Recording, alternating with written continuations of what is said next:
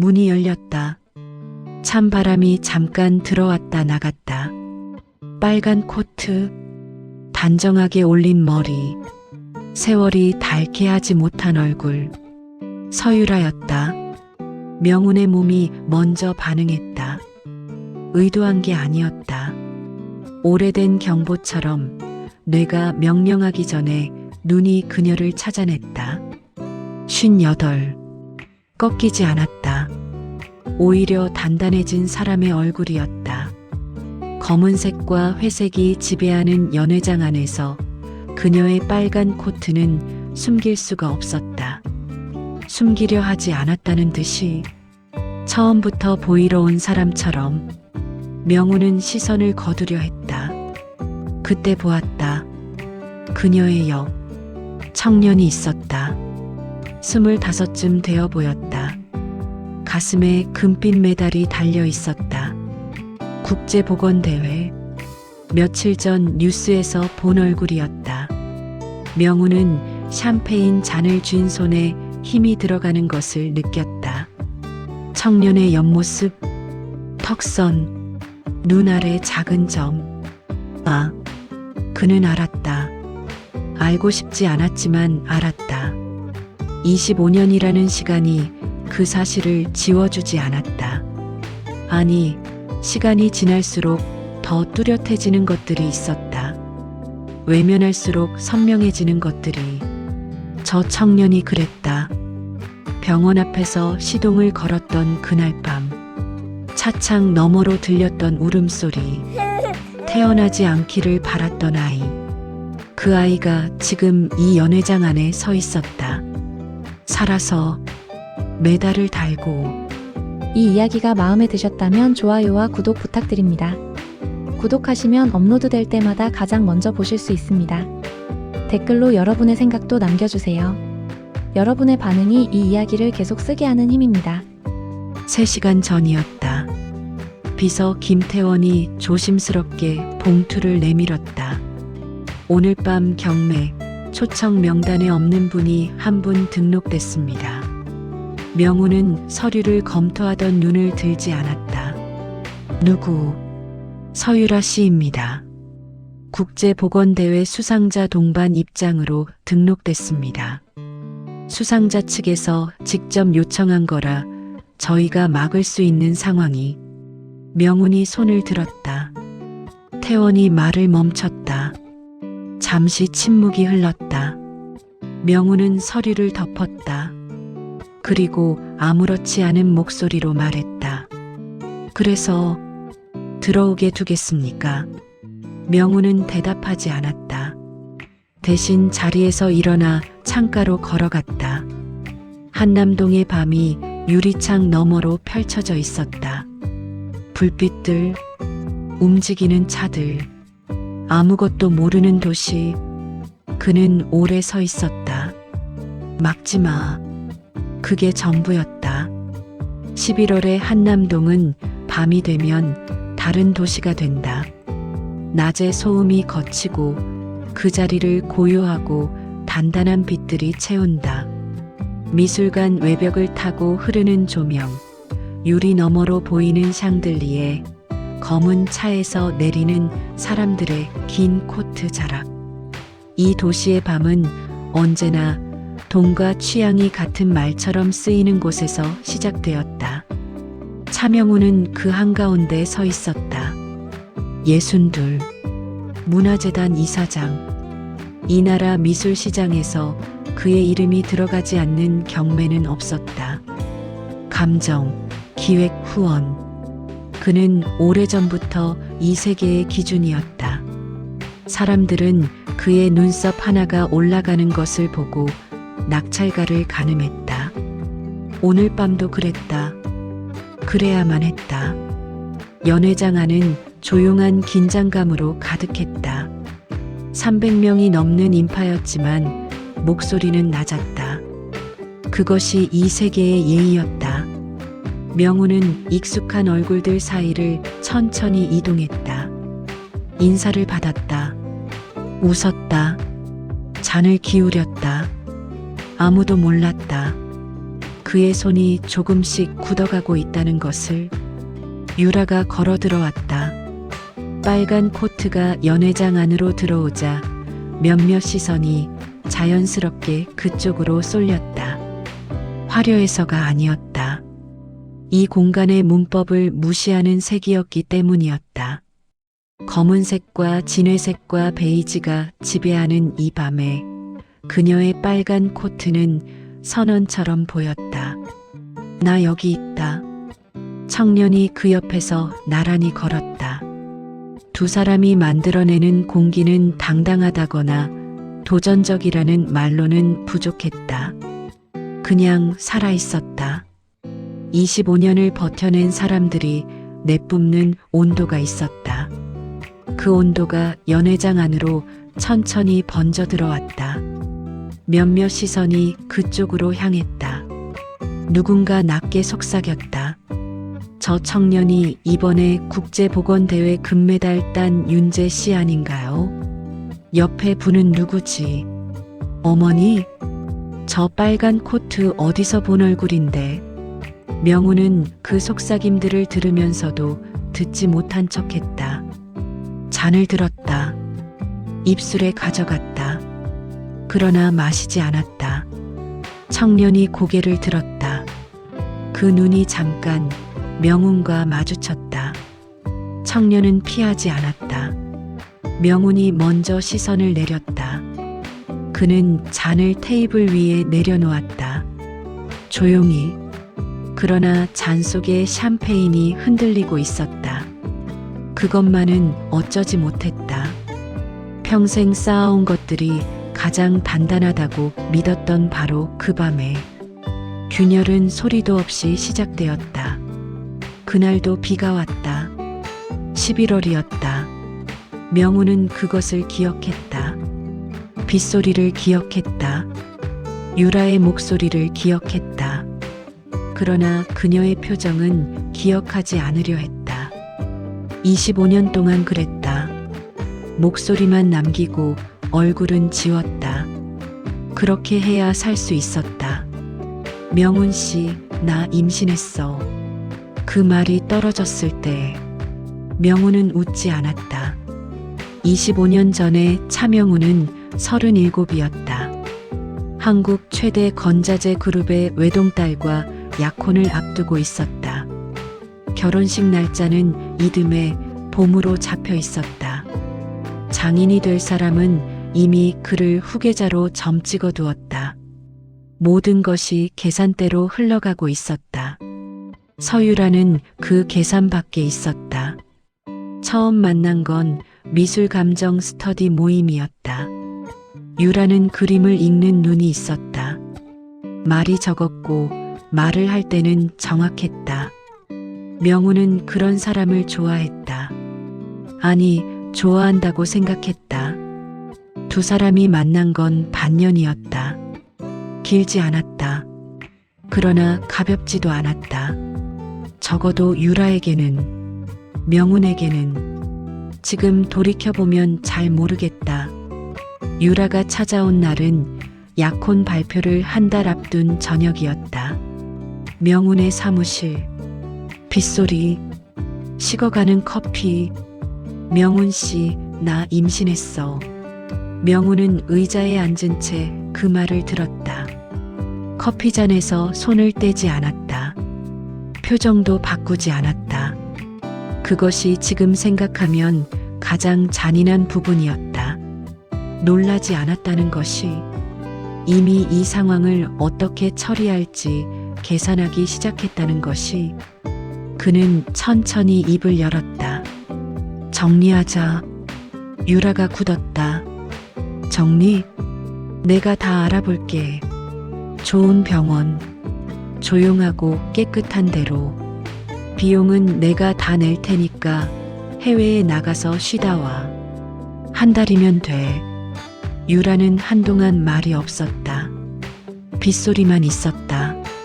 이게 지금 무슨 말이야? 상황이 있어. 너도 알잖아. 상황이 있어서 아이를 없애라는 거야? 명우는 대답하지 않았다. 그것도 대답이었다. 유라의 눈이 달라지는 것을 명우는 보았다. 슬픔도 분노도 아니었다. 그보다 더 아래에 있는 감정이었다. 사람이 어떤 진실을 마주할 때 짓는 얼굴이었다. 싫어. 한마디였다. 짧고 단단했다. 명우는 그날 밤 혼자 계산을 했다. 약혼, 결혼, 장인, 자본, 미래.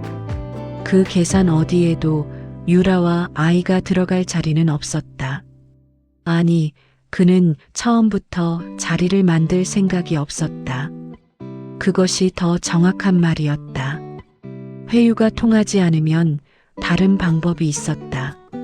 그는 알고 있는 사람들을 통해 움직이기 시작했다. 감정협회장 박도원. 오래된 인연이었다. 미술계에서 그의 말 한마디는 사람을 세우기도 하고 눕히기도 했다. 명우는 그에게 부탁했다. 서유라, 좀 정리해줘야겠어. 박도원은 오래 침묵했다. 어떻게? 위작 감정서, 그녀 이름으로 된 거 하나면 돼. 또 침묵이었다. 그게 얼마짜리 부탁인지 알고 하는 말이야? 알아. 그래서 자네한테 하는 거야. 박도원은 그날 전화를 끊었다. 그리고 사흘 뒤 다시 전화했다. 아무 말 없이 팩스 한 장이 왔다. 명우는 그것을 손에 들고 오래 보았다. 유라의 이름, 가짜 감정서, 존재하지 않는 거래 기록. 정교했다. 충분했다. 그는 봉투에 넣었다. 유라에게 전달된 건 그로부터 이틀 뒤였다. 감정협회 명의의 공문, 위작 의혹 통보, 조사 착수 예정. 그날 밤 유라에게서 전화가 왔다. 이거 내가 한 거야? 명우는 대답하지 않았다. 명훈 씨, 아이를 낳으면 넌 끝이야. 전화가 끊겼다. 명우는 수화기를 내려놓고 창밖을 보았다. 비는 그쳐 있었다. 도시의 불빛이 젖은 아스팔트 위에 번지고 있었다. 그는 그것을 아름답다고 생각했다. 그 생각이 지금도 자신을 가장 오래 괴롭힌다. 연회장 안에서 명우는 그 밤을 떠올리고 있었다. 샴페인 잔은 여전히 손 안에 있었다. 유라의 빨간 코트가 시야 끝에 걸려 있었다. 25년 전 그는 아이의 탄생을 위험 요소로 계산했다. 계산은 맞았다. 결혼은 했다. 자본은 들어왔다. 이름은 세워졌다. 그런데 지금 저 청년이 이 자리에 서 있었다. 계산 밖의 일이란 건 없다고 믿어온 사람에게 살아남은 계산 오류가 금메달을 달고 걸어 들어왔다. 사람은 도망칠 때 이유를 만든다. 어쩔 수 없었다고, 상황이 그랬다고, 나만 그런 게 아니라고. 명우는 25년 동안 그 이유들을 쌓아왔다. 꽤 높이 쌓였다. 가끔은 그 이유들이 진짜처럼 느껴지기도 했다. 그러나 병원 앞 그날 밤만큼은 아무리 쌓아도 닿지 않았다. 유라가 가짜 감정서를 받고 나서도 아이를 지우지 않겠다고 했다는 말은 일주일 뒤에 들었다. 전달한 사람은 박도원이었다. 그 여자 안 움직여. 명우는 전화기를 쥔 채 잠시 말이 없었다. 확실해? 지방으로 내려갔어. 짐 쌌다더라고. 아이 낳을 생각인 것 같아. 명우는 천천히 숨을 내쉬었다. 알겠어. 전화를 끊었다. 그리고 오래 앉아 있었다. 분노는 아니었다. 당혹감도 아니었다. 그것보다 더 차가운 감정이었다. 이미 끝낸 일이 끝나지 않았을 때의 감각. 서랍을 닫았는데 자꾸 열려 있는 것 같은 그 서늘함이었다. 그는 다시 계산을 시작했다. 약혼 발표는 예정대로 진행됐다. 연회장, 악액, 박수, 장인의 악수, 약혼녀의 미소. 명우는 그 자리에서 웃었다. 잘 웃었다. 사람들은 그를 보며 행복해 보인다고 했다. 그는 그 말을 들을 때마다 고맙다고 했다. 속으로 아무것도 느끼지 않으면서 유라가 어디에 있는지는 알고 있었다. 경상도 작은 도시, 이름도 낯선 동네, 누가 봐도 숨으러 간 곳이었다. 명우는 그 사실을 알면서도 찾아가지 않았다. 찾아가서 무엇을 할 수 있는지 몰랐다. 아니, 알면서도 하지 않으려 했다. 그냥 끝나기를 바랐다. 사람이 사라지듯 그 일도 사라지기를. 출산 예정일이 가까워졌다는 것은 날짜를 계산하면 알 수 있었다. 그날이 다가올수록 명우는 이상하게 잠을 못 잤다. 이유를 몰랐다. 아니, 알면서 모른 척했다. 술을 마셨다. 일에 집중하려 했다. 그러나 밤이 되면 어김없이 천장을 보며 누워 있었다. 그리고 출산 예정일 전날 밤, 그는 차를 몰았다. 스스로도 몰랐다. 어디로 가는지, 왜 가는지. 그냥 시동이 걸렸고 그냥 도로 위에 있었다. 4시간을 달렸다. 고속도로, 국도, 낯선 이정표들. 병원 앞에 도착한 건 새벽 2시였다. 작은 병원이었다.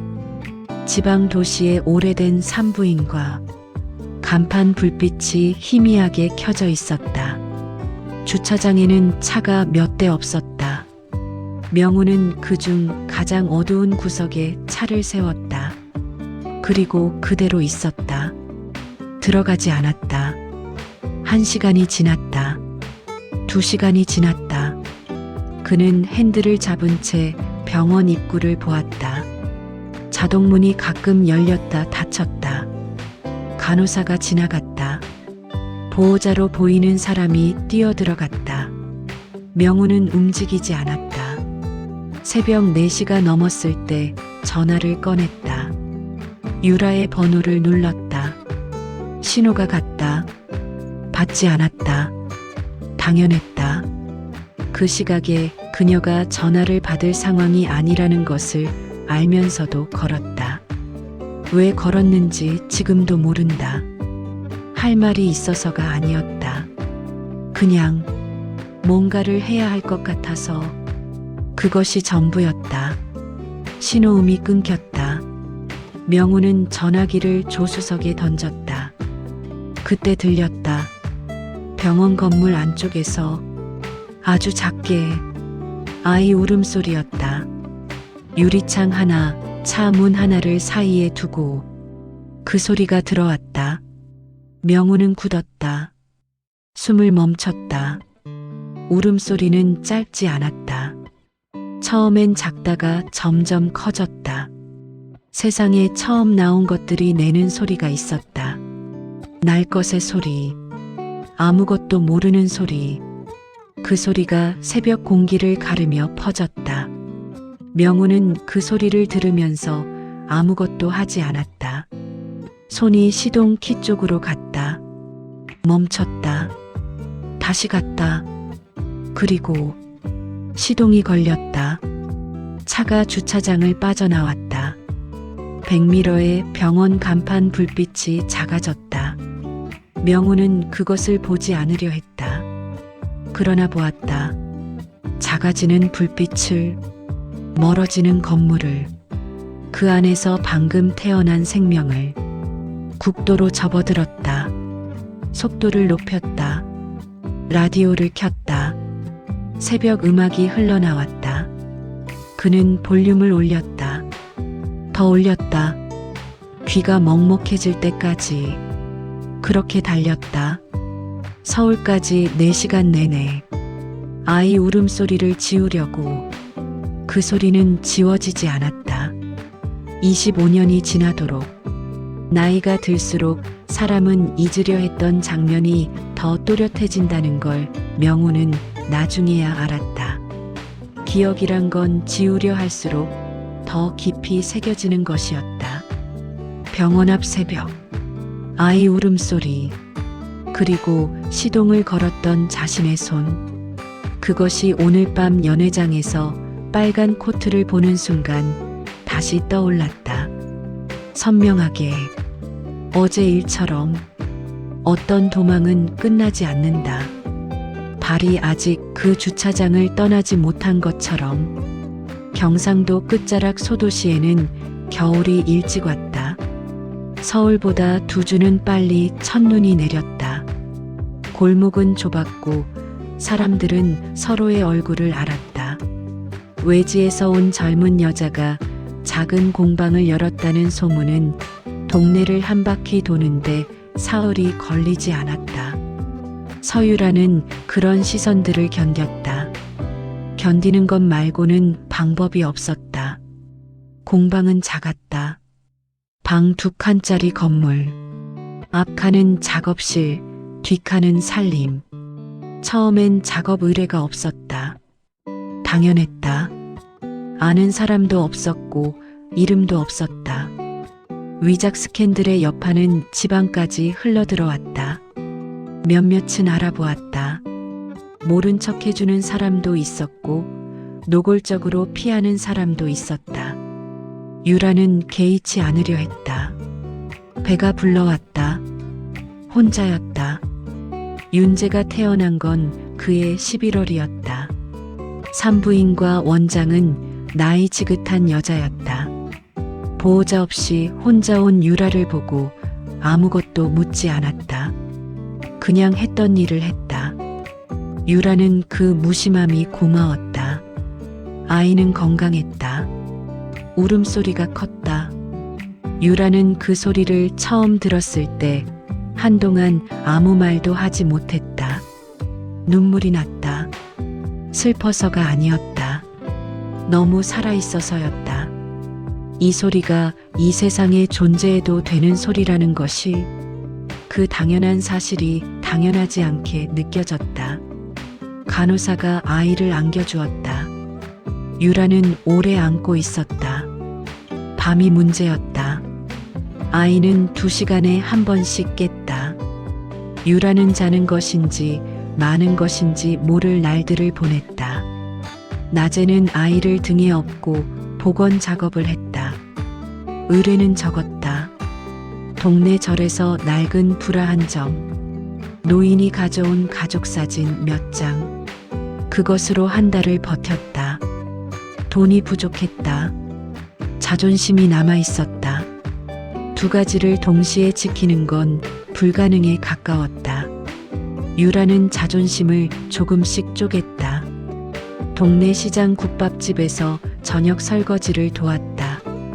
아이는 포대기에 싸서 등에 업고 갔다. 주인 할머니는 처음엔 못마땅해 하다가 나중에는 윤재볼에 손을 댔다. 참 잘생겼네. 아버지 닮았나? 유라는 웃었다. 저 닮았어요. 윤재가 말을 시작한 건 2돌이 지나서였다. 늦은 편이었다. 유라는 걱정했다. 그러나 한번 시작하자 멈추지 않았다. 이것저것 가리키며 물었다. 왜? 세상 모든 것에 이유를 달라고 했다. 유라는 성실하게 대답했다. 모르는 것은 모른다고 했다. 대충 넘어가지 않았다. 그것이 자신이 아이에게 줄 수 있는 가장 정직한 것이라고 생각했다. 윤재는 그림을 좋아했다. 공방에서 자랐으니 당연했다. 물감 냄새를 맡으며 잠들었고 붓소리를 들으며 낮잠에서 깼다. 유라가 작업하는 동안 그 옆에 앉아 종이에 뭔가를 그렸다. 잘 그린다거나 못 그린다거나 그런 차원이 아니었다. 그냥 오래 보았다. 아이답지 않게 오래. 유라는 그 눈을 보면서 가끔 가슴이 조여들었다. 저 눈이 누구를 닮았는지 알았기 때문에. 윤재가 7살 되던 여름이었다. 공방 마당에 저녁이 내려앉고 있었다. 유라는 작업을 마치고 앞치마를 벗고 있었다. 윤재는 대돌에 앉아 발을 흔들고 있었다. 한참 조용하더니 갑자기 물었다. 엄마, 응? 나 태어나면 안 됐던 아이야? 유라의 손이 멈췄다. 앞치마 끈을 잡은 채 그대로 굳었다. 그게 무슨 말이야? 누가 그런 말 했어? 아무도 안 했어. 윤재는 발을 흔들며 말했다. 그냥 우리 아빠가 없으니까. 다른 애들은 다 있는데 우리는 없으니까 혹시 내가 태어나면 안 됐던 거 아닌가 하고. 7살짜리가 하는 말이었다. 그 말이 어디서 왔는지 유라는 알았다. 학교, 친구들, 아무 뜻 없이 던지는 말들. 아이는 그것들을 혼자 가져와 혼자 생각했다. 유라는 대돌 옆에 쪼그려 앉았다. 윤재와 눈을 맞추었다. 눈물이 나올 것 같았다. 참으려 했다. 참아지지 않았다. 처음으로 울었다. 아이 앞에서 처음으로. 윤재가 당황해서 유라의 팔을 잡았다. 엄마, 왜 울어? 내가 잘못 말했어? 아니야. 유라는 고개를 저었다. 손으로 눈물을 닦고 윤재의 얼굴을 두 손으로 감쌌다. 너는 목이 잠겼다. 너는 엄마가 끝까지 지킨 아이야.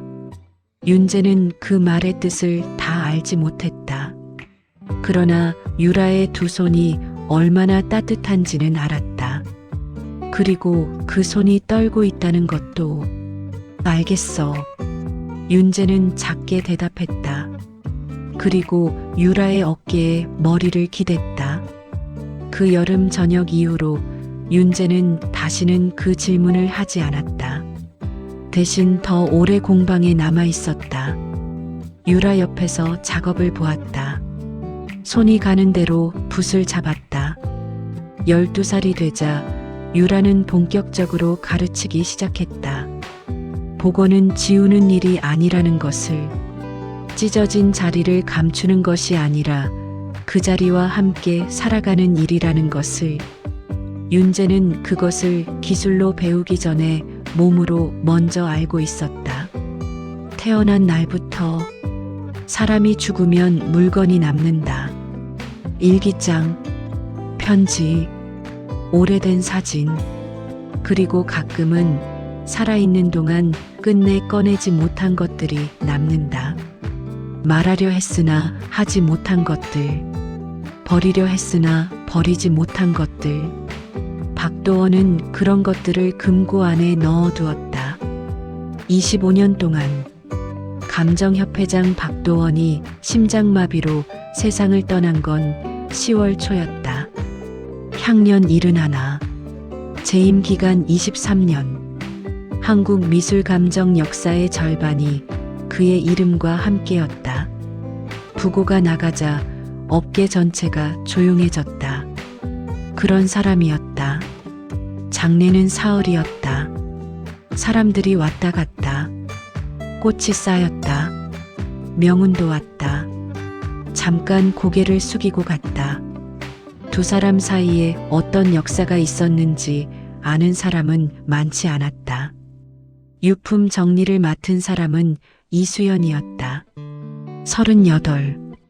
협회 소속 보건연구원. 박도원의 조수로 일한 지 10년이 넘었다. 가족이 없는 노인이었다. 형식적인 유족이 있었지만 실질적인 정리는 수연의 몫이었다. 그것을 수연도 알았고 박도원도 알았다. 협회 장실 정리는 일주일이 걸렸다. 서류들, 감정 자료들, 수십 년치 기록들. 마지막 날 수연은 책상 아래 붙박이 금고 앞에 섰다. 비밀번호는 유언장에 적혀 있었다. 박도원의 생일. 단순했다. 오히려 그 단순함이 이상했다. 복잡한 사람이었는데 금고 문이 열렸다. 안에는 서류 봉투 하나와 오래된 녹음기, 그리고 USB가 있었다. 서류는 없었다. 돈도 없었다. 그것들만 있었다. 수연은 한동안 그것들을 들여다보았다. 꺼내지 않고 오래 보았다. 녹음기를 재생한 건 그날 저녁이었다. 협회 장실에 혼자 남아서 문을 잠그고 버튼을 눌렀다. 잡음이 먼저 나왔다. 오래된 녹음 특유의 거친 질감. 그리고 목소리. 낮고 또렷한 남자 목소리였다. 아이까지 생기면 결혼은 깨진다. 어떻게든 막아. 수연은 재생을 멈췄다. 다시 들었다. 아이까지 생기면 결혼은 깨진다. 어떻게든 막아. 목소리를 알았다. 업계에서 오래 일했다. 그 목소리가 누구 것인지 모를 리 없었다.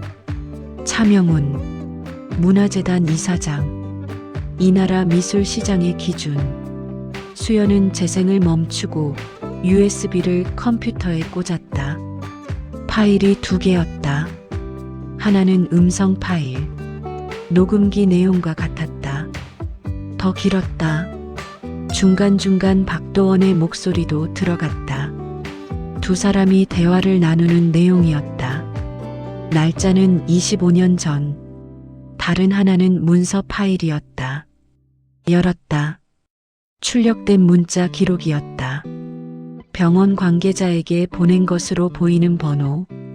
내용은 짧았다. 시술 일정 조율 부탁드립니다. 발신자 번호 옆에 이름이 적혀 있었다. 박도원의 필체로. 차명훈. 수연은 컴퓨터 화면을 보며 오래 앉아 있었다. 손이 차가워졌다. 박도원이 생전에 한 번 한 말이 떠올랐다. 수연이 협회에 처음 들어온 해였다. 야근을 하다 마주친 복도. 박도원은 술을 조금 마신 상태였다. 평소와 달리 말이 많았다. 이수연 씨, 사람이 잘못을 하면 어떻게 해야 한다고 생각해? 갑작스러운 질문이었다. 수연은 당황해서 대답했다. 사과해야죠. 박도원은 웃었다. 웃음이 쓸쓸했다. 사과할 수 없는 잘못도 있어. 사과가 닿지 않는 사람도 있고. 그리고 덧붙였다.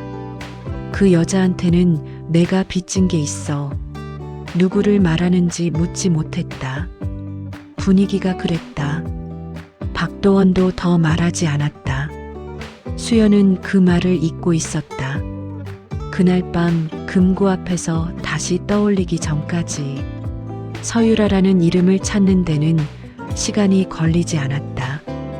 25년 전 위작 스캔들, 업계에서 사라진 감정사, 오래된 기사 몇 개, 그리고 며칠 전 뉴스에서 본 이름 하나.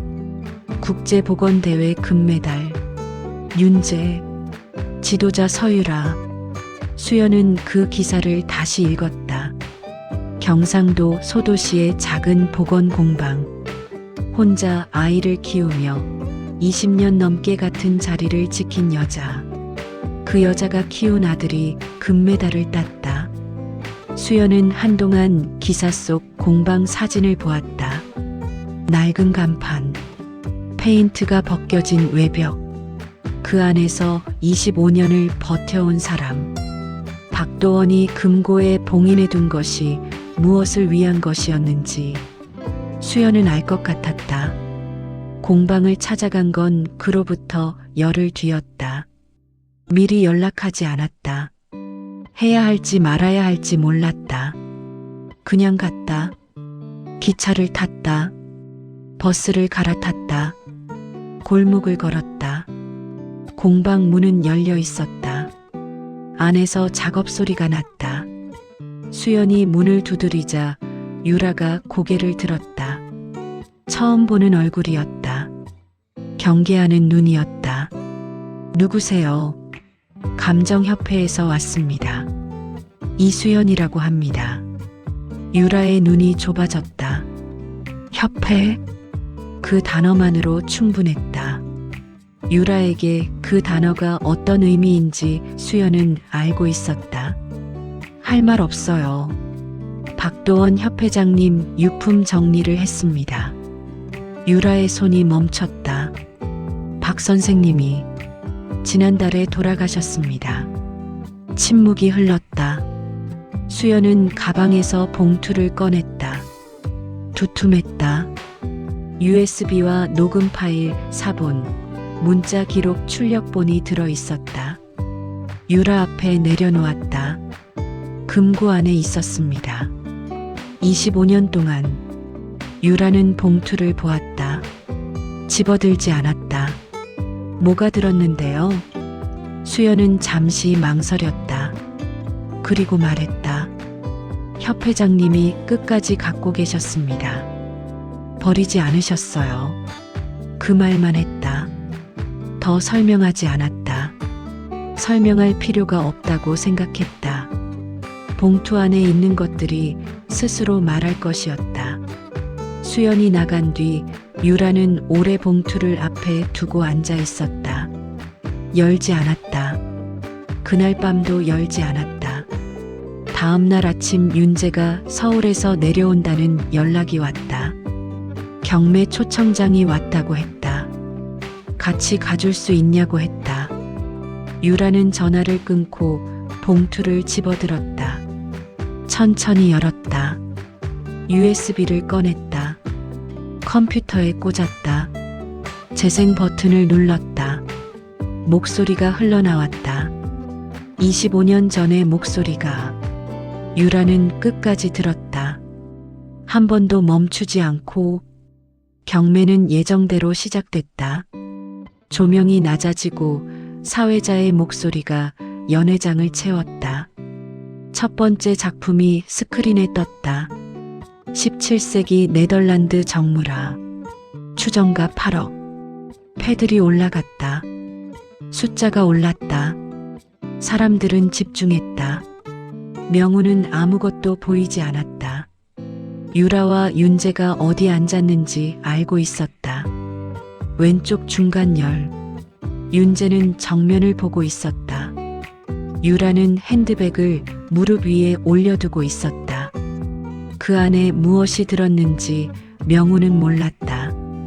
그것이 불안했다. 세 번째 작품이 낙찰되고 잠깐의 휴식이 공지됐다. 명우는 자리에서 일어났다. 화장실로 가는 척 복도로 나왔다. 비서 태원이 따라붙었다. 이사장님 괜찮으십니까? 괜찮아. 저 두 분이 계속 신경 쓰이시는 것 같아서 괜찮다고 했어. 태원이 입을 다물었다. 명우는 복도 끝 창가에 서서 바깥을 내다보았다. 한남동의 밤, 불빛들, 움직이는 차들, 그 모든 것이 오늘따라 낯설었다. 핸드폰이 울렸다. 모르는 번호였다. 받았다. 아무 말이 없었다. 그러다 이내 끊겼다. 명우는 핸드폰을 주머니에 넣었다. 이상한 느낌이 목덜미를 스쳤다. 설명할 수 없는 감각이었다. 오래 경험으로 쌓인 촉이었다. 무언가 흘러가고 있었다. 자신이 모르는 방향으로. 휴식이 끝나고 연회장으로 돌아왔을 때였다. 사회자가 마이크를 잡았다. 잠시 특별한 순서를 진행하겠습니다. 이번 국제보건대회 금메달리스트 윤재 씨의 소감을 듣는 시간입니다. 박수가 나왔다. 명운의 시선이 윤재에게 갔다. 윤재는 자리에서 일어났다. 서두르지 않았다. 단상으로 걸어가는 걸음이 느리지도 빠르지도 않았다.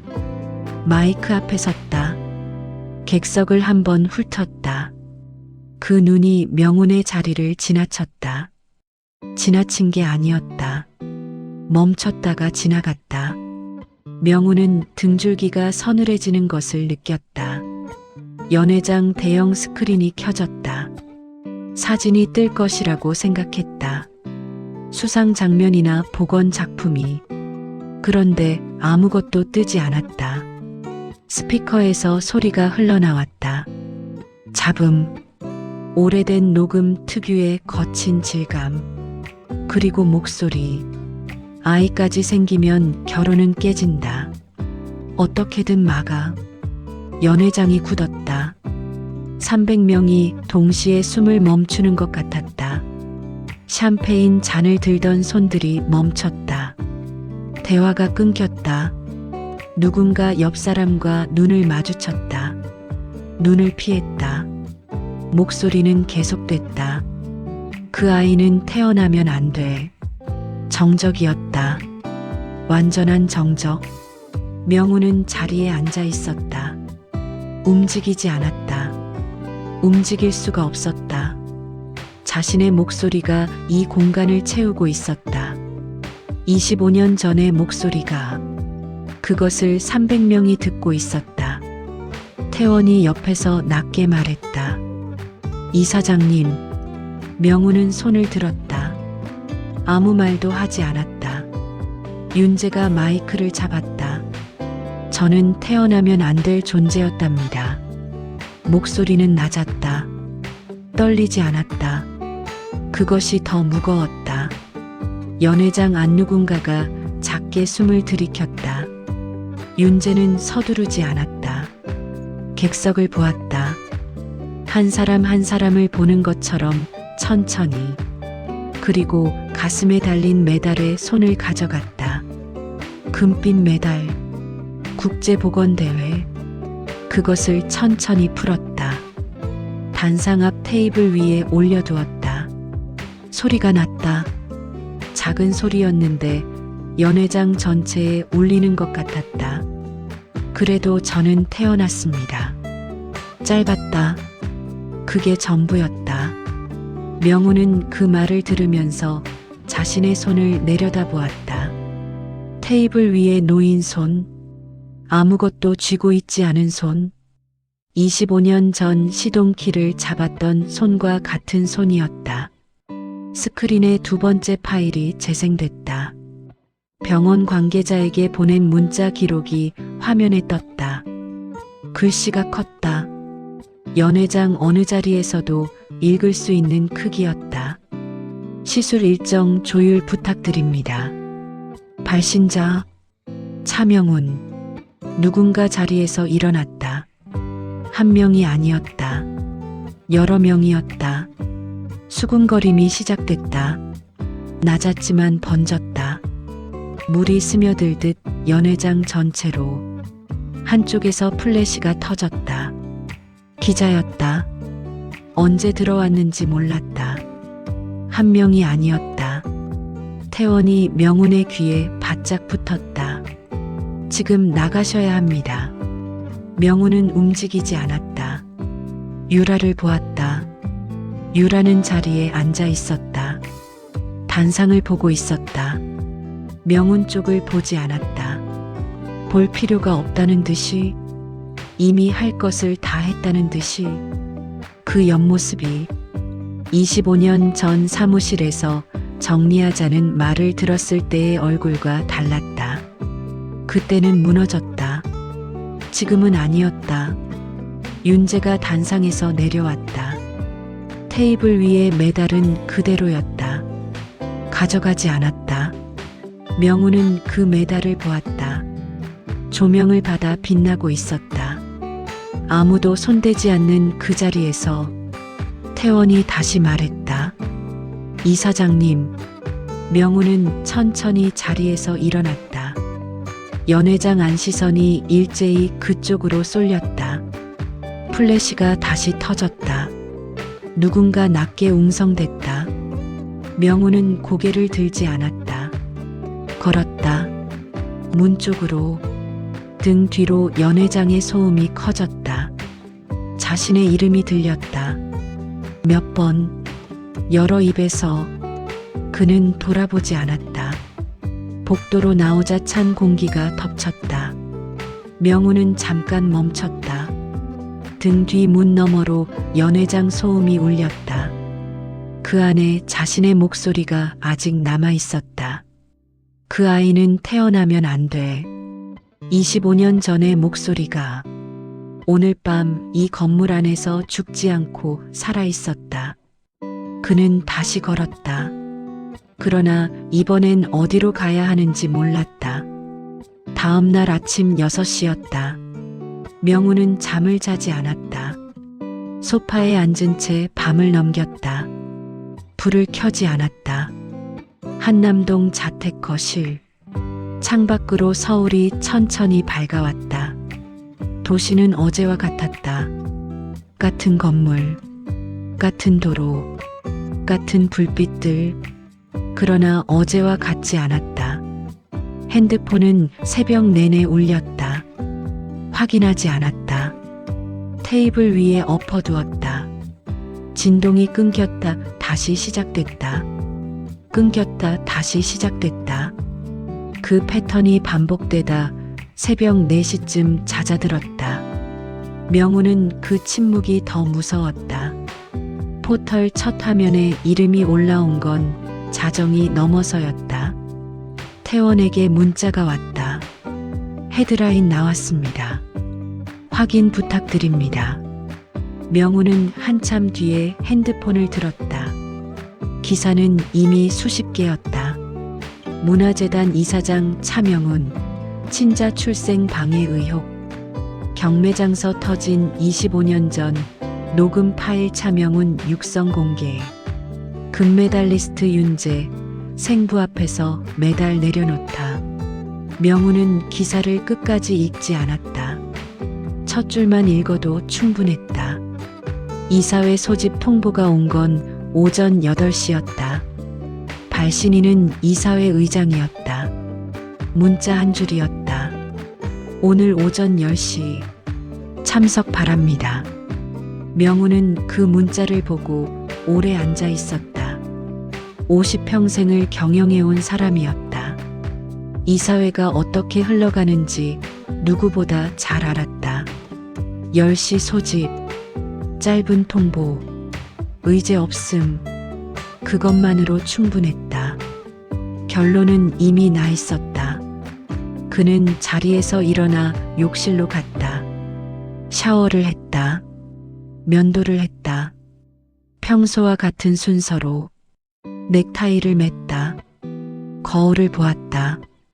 거울 속 남자는 62이었다. 오늘따라 더 늙어 보였다. 이사회는 짧았다. 명훈이 회의실 문을 열고 들어섰을 때 6명이 앉아 있었다. 평소와 같은 자리였다. 그러나 평소와 같은 눈이 아니었다. 몇몇은 명훈을 보았다. 몇몇은 보지 않았다. 보지 않는 쪽이 더 많았다. 의장이 먼저 말했다. 앉으시죠. 명훈은 앉았다. 어젯밤 일은 다들 아실 겁니다. 아무도 대답하지 않았다. 처가 측에서 연락이 왔습니다. 오늘 오전 중으로 자본 철수 의사를 공식 통보하겠다고 했습니다. 명훈은 눈을 들지 않았다.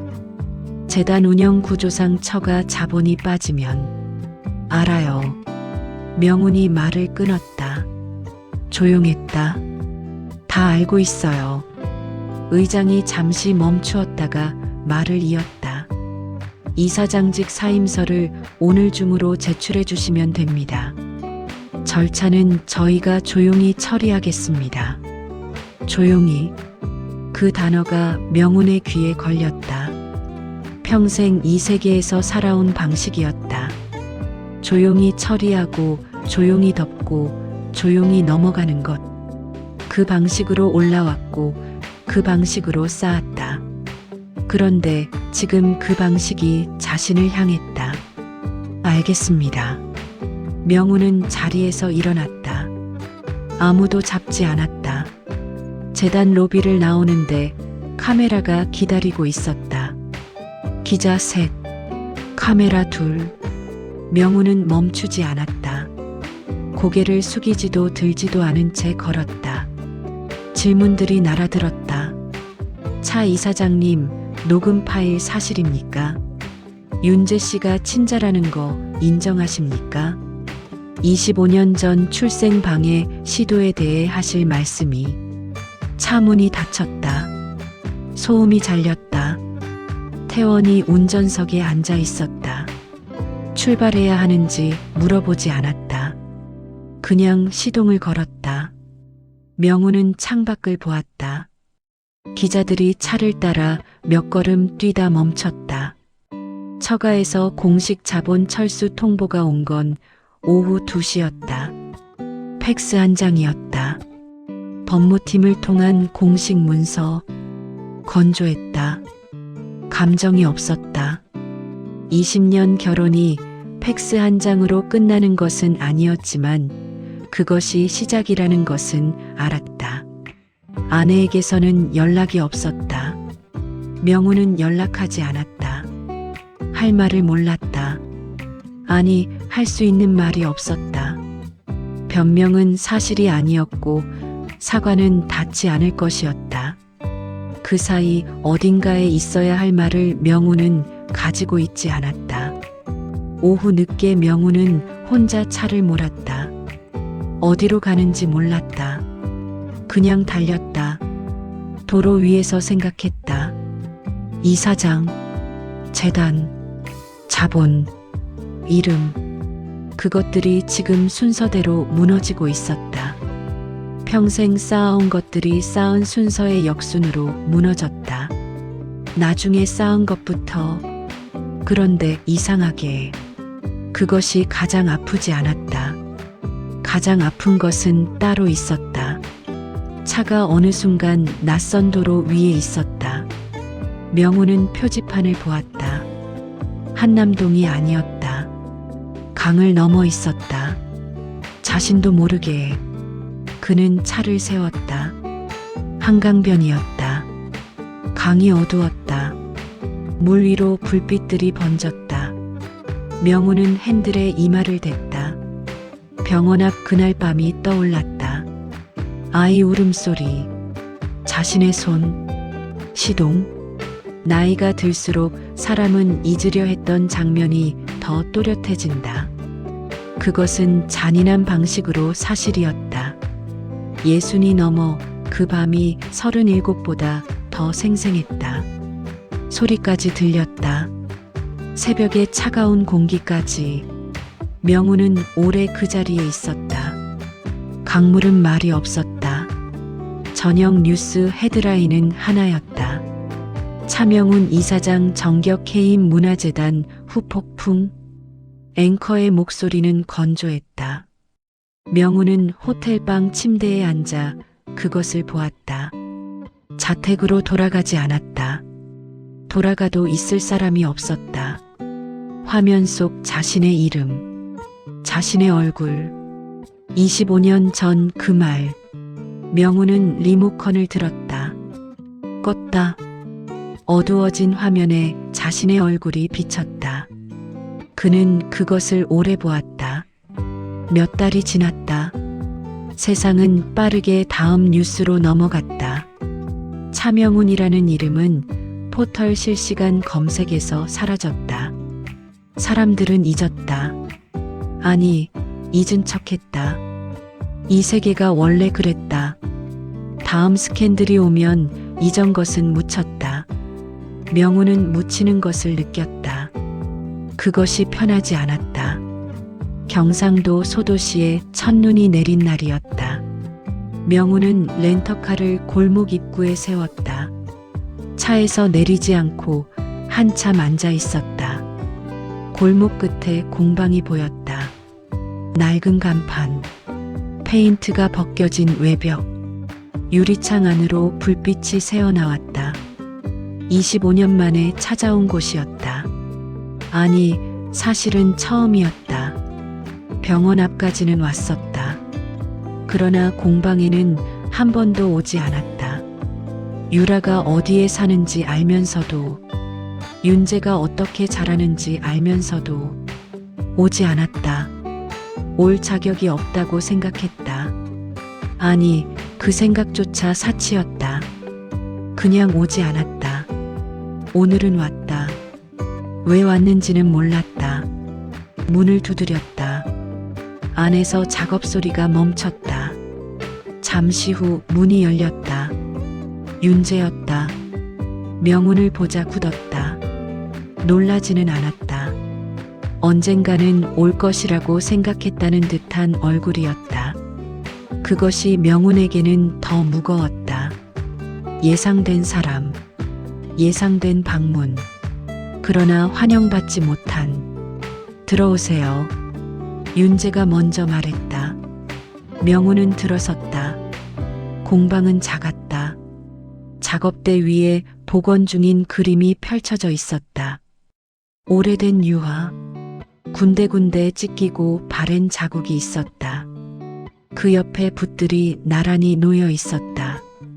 악유 냄새, 기름 냄새, 오래된 목재 냄새. 유라는 구석 작업대 앞에 서 있었다. 등을 돌리고 있었다. 돌아보지 않았다. 명우는 공방 안을 천천히 보았다. 25년의 흔적이 있었다. 벽에 걸린 복원 도구들, 낡은 선반 위 재료들, 오래 같은 자리를 지킨 것들이 만들어내는 밀도가 있었다. 그는 서울 재단 사무실을 떠올렸다. 넓고 높고 단단했다. 그러나 이 작은 공방보다 가벼웠다. 명우는 윤재 앞에 섰다. 말을 준비했다. 오는 내내 4시간을 달리면서 골목을 걸으면서 어떻게 시작할지, 무슨 말을 먼저 할지 준비했다고 생각했다. 그러나 공방 안냄새가 그 말들을 전부 녹여버렸다. 그는 그냥 꿇었다. 무릎이 바닥에 닿는 소리가 조용한 공방에 울렸다. 윤재가 굳었다. 유라의 등이 멈췄다. 내가, 목이 잠겼다. 내가 너를 없애려 했다. 고백이 아니었다. 이미 모두가 아는 것을 이제야 자기 입으로 꺼내는 것. 그것은 고백보다 낮은 말이었다. 그러나 명운이 가진 말 중 가장 정직한 말이었다. 평생 처음으로. 윤재는 오래 말이 없었다. 내려다보았다. 무릎을 꿇은 남자를. 62. 흰머리. 처음 보는 것 같으면서 낯설지 않은 얼굴. 거울에서 가끔 스치던 각도가 있었다. 윤재는 그것을 알면서 모른 척 해왔다. 분노가 없다는 게 이상했다. 없는 게 아니었다. 오래전에 다 썼다. 7살, 12살, 15살. 아버지가 없는 이유를 이해하게 되는 나이들을 지나오면서 분노는 충분히 했다. 그 분노를 복원 작업에 쏟았다. 더 정교하게, 더 오래, 더 깊이. 그래서 지금 남은 것은 분노가 아니었다. 더 조용한 것이었다. 그래서 저는, 윤재가 말했다. 더 열심히 살아야 했습니다. 명우는 그 말을 들으면서 바닥을 보았다. 더 열심히. 태어나지 말았어야 한다는 말을 어딘가에서 듣고 자란 아이가, 아버지 없이 공방에서 자란 아이가, 그 모든 것을 안고 살아온 사람이 지금 하는 말이 더 열심히 살아야 했다는 것이었다. 명우는 입술을 열었다가 닫았다. 할 말이 없었다. 미안하다는 말은 알고 있었다. 그러나 그 말이 이 자리에서 얼마나 가벼운지도 알았다. 미안하다는 말 한마디로 닿을 수 있는 거리가 아니었다. 25년은 그런 거리였다. 윤재가 작업대 쪽으로 걸어갔다. 복원 중인 그림 앞에 섰다. 찢기고 바랜 자국들이 선명한 유화. 그것을 보며 말했다. 복원은 찢어진 흔적을 감추지 않습니다. 붓을 들었다. 그걸 남겨둔 채 살아가는 겁니다. 작업대 앞에 앉았다. 그것이 전부였다. 더 말하지 않았다. 용서한다고도, 용서하지 않는다고도, 그 어느 쪽도 아직 말할 수 없었다. 아니, 그 말들이 지금 이 자리에서 필요한 것인지 윤재는 알지 못했다. 다만 살아야 했다. 찢어진 자리를 남겨둔 채 명우는 천천히 일어났다. 유라는 여전히 등을 돌리고 있었다. 명우는 그 등을 보았다. 말을 걸지 않았다. 걸 수 없었다. 유라가 돌아보지 않는 것이 대답이었다. 그 대답을 받아들였다. 그는 공방 문을 향해 걸었다. 문 손잡이를 잡았다. 그때 유라가 처음으로 말했다. 등을 돌린 채로 윤재가 저 혼자 키운 게 아니에요. 명우는 멈췄다. 제가 버텼고 윤재가 살았어요. 둘이 한 일이에요. 그것뿐이었다. 자랑도 아니었다. 비난도 아니었다. 그냥 사실이었다. 25년의 사실이. 명우는 공방을 나왔다. 골목에 눈이 내리고 있었다. 그는 걷지 않고 서 있었다. 공방 불빛이 등 뒤에서 흘러나왔다. 유리창 너머로 윤재가 작업하는 그림자가 보였다. 처음으로 자신의 이름이 아닌 것을 보았다. 재단 이사장, 문화재단, 명성, 자본, 그것들이 아니라 지워지지 않는 것을 보았다. 골목에 발자국이 났다. 들어올 때 생긴 것들이었다. 눈이 천천히 덮고 있었다. 곧 사라질 것이었다. 명우는 그것을 내려다보았다. 어떤 생명은 버려져도 살아남는다. 그러나 어떤 후에는 눈이 덮어도 끝내 복원되지 않는다.